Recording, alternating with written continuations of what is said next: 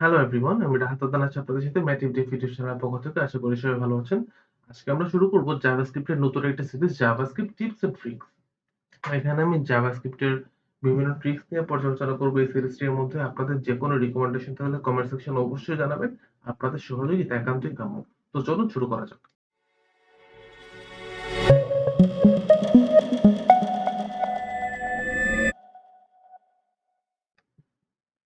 প্রথমেই যে ট্রিক্সটা আমরা দেখব, ধরুন আমাদের কাছে একটা অবজেক্ট আছে, পার্সন নামের অবজেক্ট আছে। এই পার্সন অবজেক্টের মধ্যে বিভিন্ন রকমের কি ভ্যালু পেয়ার। তো যারা অবজেক্ট কি জানে না তারা অবশ্যই MativeDev ভিডিও চ্যানেলে জাভাস্ক্রিপ্ট অবজেক্ট ভিডিওটি দেখে আসবেন। সেখানে আমি জাভাস্ক্রিপ্টের অবজেক্ট কি সেটি ভালো করে বুঝিয়েছি। তো এই অবজেক্টের মধ্যে সবসময় কিন্তু ধরেন আপনি কোন একটা সার্ভার থেকে ডাইনামিক্যালি কোন একটা অবজেক্ট লোড করে আনতেছেন, তো আপনি সবসময় কিন্তু জানবেন না যে কি আছে বা কি ভ্যালু আছে। তো কোন একটা অবজেক্টের কি আছে তা বের করার সবথেকে ইজিয়েস্ট ওয়ে কি, আপনি আমি এখানে একটা ভেরিয়েবল নিলাম, kiss kiss of person. Person এখানে আমি শুধু অবজেক্ট অবজেক্ট ডট কিস, ওই অবজেক্ট কনস্ট্রাক্টরের কিস নামক একটি প্রপার্টি আছে বা একটি ফাংশন আছে। সেই ফাংশনের মধ্যে আমরা যে অবজেক্টের কিগুলো দেখতে চাই সেই অবজেক্টের আইডেন্টিফায়ারটি পাস করে দিব। দেন আমি যদি এই কিস অফ পার্সন এই ভেরিয়েবলটা যদি ব্লক করি, দেখুন চলে এসেছে name, gender, age, email, phone. তো দেখুন কত সুন্দর আমরা অবজেক্ট ডট কিস একটি অবজেক্ট কনস্ট্রাক্টর, জাভাস্ক্রিপ্টের যে অবজেক্ট কনস্ট্রাক্টর আছে সেই কনস্ট্রাক্টরের কিস যে ফাংশন, সেই ফাংশনের মধ্যে আমাদের অবজেক্টের নামটি পাস করে দিয়ে কত সুন্দর করে আমরা প্রত্যেকটি প্রত্যেকটি কির নাম আমরা পেয়ে গেলাম একটা অ্যারে হিসেবে। এটা কিন্তু একটা অ্যারে, তো অ্যারে হিসেবে আমরা পেয়ে গেলাম।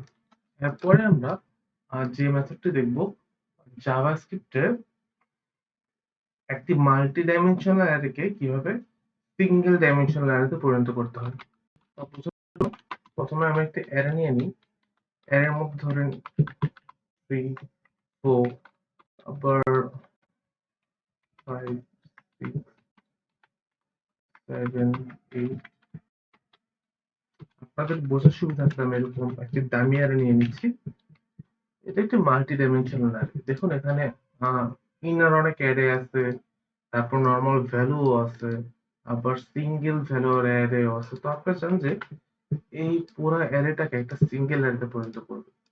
তো সেজন্য কি করতে পারি আমরা, আমি অ্যারে যে আইডেন্টিফায়ার, সেই আইডেন্টিফায়ারটা হচ্ছে এটা হচ্ছে অ্যারের একটি, এটা হচ্ছে একটি অ্যারে।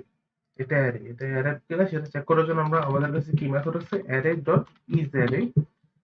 অ্যারে কনস্ট্রাক্টরের ইজ এর একটি ফাংশন আছে, সেই ফাংশনের মধ্যে আমাদের অ্যারের আইডেন্টিফায়ারটি পাস করলে আমরা দেখতে পারবো এটা অ্যারে কিনা। ট্রু চলে আসছে, ট্রু। আশা করি আপনারা ক্লিয়ার দেখতে পারতেছেন। তো এই এআর হচ্ছে অ্যারে। তো এই এআর এর একটি ফাংশন আছে ফ্ল্যাট। এই ফ্ল্যাট একটি ফাংশন আছে, সেই ফাংশনের মধ্যে যদি ইনফিনিটি, এই ইনফিনিটি হচ্ছে জাভাস্ক্রিপ্টের একটি আইডেন্টিফায়ার বলতে পারেন বা এটা কি বলতে পারেন, সেই আইডেন্টিফায়ারটা পাস করে দিবেন। এখন চেক করুন, এই দেখুন পুরোটা একটি সিঙ্গেল অ্যারেতে পরিণত হয়ে গেছে। দেখুন মাঝখানে কিন্তু অনেক একটি মাল্টি ডাইমেনশনাল অ্যারে ছিল, মানে ইনার অনেক অ্যারে ছিল। আমি যদি ফ্ল্যাট ফাংশনটা কল না করে শুধু অ্যারেটা প্রিন্ট করি তাহলে আসতেছে এই দেখেন অ্যারের মধ্যে অনেক অ্যারে আছে, সিঙ্গেল ভ্যালু আছে। তো আমি যখন এখানে ডট ফ্ল্যাট দিয়ে সরি ডট ফ্ল্যাট দিয়ে ইনফিনিটি ভ্যালুটি পাস করে দিচ্ছি, তখনই এটা একটি সিঙ্গেল ডাইমেনশনাল অ্যারেতে পরিণত হচ্ছে। তো এখন আমরা দেখব জাভাস্ক্রিপ্টের একটি আচ্ছা তার আগে একটু দেখে নিই যে বল ট্রুথি বা ফলসি ভ্যালু কি। আমি MativeDev ইউটিউব চ্যানেলে কোনো ট্রুথি বা ফলসি ভ্যালু নিয়ে ইনডেপথ কোনো ভিডিও করিনি। তো শর্টকাটে আপনাদেরকে বুঝিয়ে দিচ্ছি। কম্পিউটারের কাছে সব ভ্যালুই হয়তো বা ট্রুথি অথবা ট্রু অথবা ফলস, জিরো অথবা ওয়ান। জিরো হচ্ছে সবসময় ফলস এবং ওয়ান হচ্ছে ট্রু। কিন্তু একটা ভ্যালুর ট্রুথিনেস আছে বা ফলসিনেস আছে, সেটা আমরা কিভাবে দেখতে পারি। যেরকম আমরা একটি ভেরিয়েবল নিলাম, ভেরিয়েবলটার মধ্যে আমি সিম্পল একটি ইন্ট চিহ্ন রাখলাম, এটা একটি ফলসি ভ্যালু। একটা ভ্যালু ফলসি কিনা সেটা চেক করার জন্য আমরা বুলিয়ান নামক একটি কনস্ট্রাক্টর আছে, কনস্ট্রাক্টরের মধ্যে শুধু সেই ভেরিয়েবলটি যদি আমি পাস করে দিই, দেখুন চলে আসতেছে ফলস। আমি এখানে স্টের ভেরিয়েবল পাস না করে সরাসরি ভ্যালু পাস করতে পারি, দেখুন চলে আসতেছে, সরি চলে আসতেছে ফলস।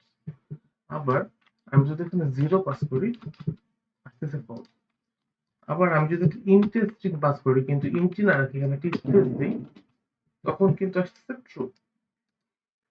তো এভাবে আমরা একটি জাভাস্ক্রিপ্টের কোন একটি ভ্যালু কি ট্রুথি না ফলসি সেটা আমরা চেক করতে পারি। আবার আনডিফাইন্ড বা নাল এগুলো সবগুলি কিন্তু ফলসি ভ্যালু।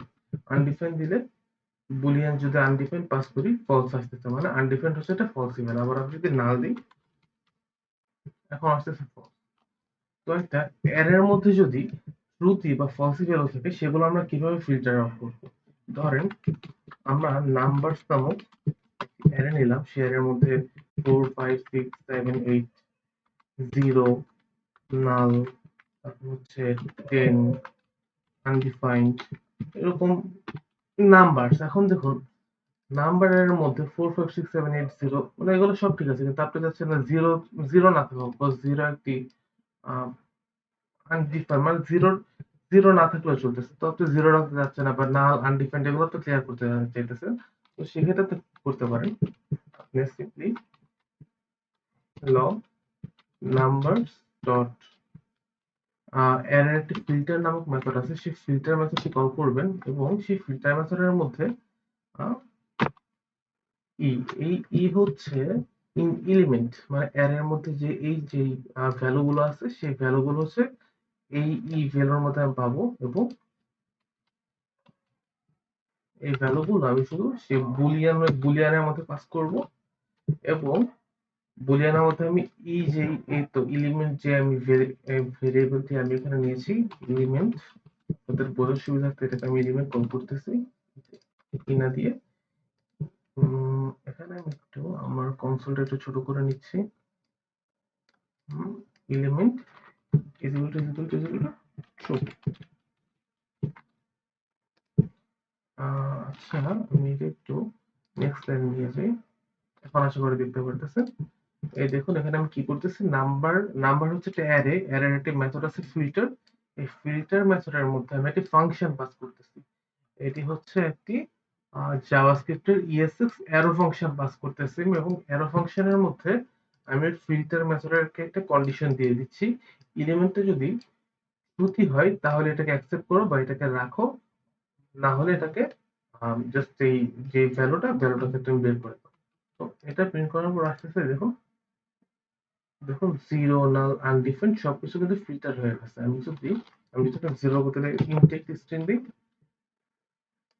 এই দেখুন ইন্টি স্ট্রিংটা ফিল্টার হয়ে গেছে, কিন্তু ইন্টারেস্টিং হচ্ছে যদি ডিসপ্লেস দিয়ে দিই এটা কিন্তু ফিল্টার হবে না। এই দেখুন একটি ইন্টি স্ট্রিং একটি স্পেস আছে, কারণ ইন্টি স্ট্রিং এর মধ্যে স্পেস থাকলে সেটা আর ফলসি ভ্যালু না, সেটা একটা ট্রুথি ভ্যালু। তো আজকের ভিডিওতে সর্বশেষ যেই ট্রিক্স নিয়ে আলোচনা করব, আমরা কোডিং এর সময় সবথেকে বেশি গুরুত্বপূর্ণ যে বিষয়টি সেটি হচ্ছে লক করা। মানে প্রোগ্রামিং করার সময় বা কোনো একটা ওয়েব অ্যাপ্লিকেশন ডেভেলপমেন্টের সময় লক আমরা লক করে করে বিভিন্ন ভ্যালু চেক করি আমরা, যেরকম কোন একটি ভ্যালু সার্ভার থেকে আমরা পেস্ট করে আনতেছি, সেই ভ্যালুটি কি সঠিকভাবে আসতেছে না, বা বিভিন্ন কাজে আমরা লগ ইউজ করি, console.logটা আমরা অনেকভাবে ইউজ করি।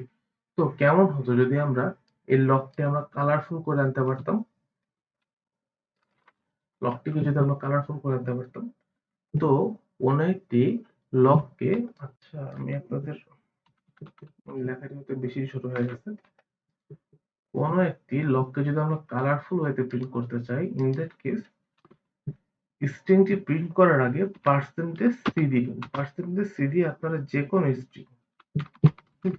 স্ট্রিং আপনারা বা যে কোনো ভ্যালু আপনারা দিবেন, এবং পরবর্তীতে কমা দিয়ে আরেকটি স্ট্রিং নেবেন। এই স্ট্রিং এর মধ্যে আপনারা সিএসএস এর যেভাবে আপনার স্টাইল লেখেন সেই স্টাইল গুলো আপনারা এখানে দিয়ে দিবেন সিম্পলি।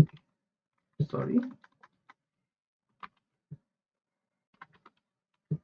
এই দেখুন আমার হিউম্যান যে টেক্সট আছে টেক্সটটি অরেঞ্জে প্রিন্ট হয়ে গেছে।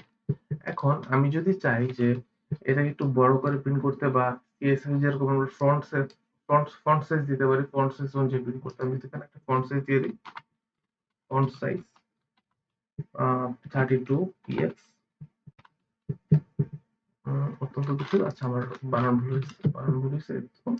32 px এ প্রিন্ট হয়েছে। তো এতটুকুই ছিল এই ভিডিওতে। পরবর্তী ভিডিওতে আরো ইন্টারেস্টিং কিছু টিপস এবং ট্রিক্স নিয়ে আলোচনা করবো ইনশাআল্লাহ। তো চলে যাচ্ছি পরবর্তী ভিডিওতে।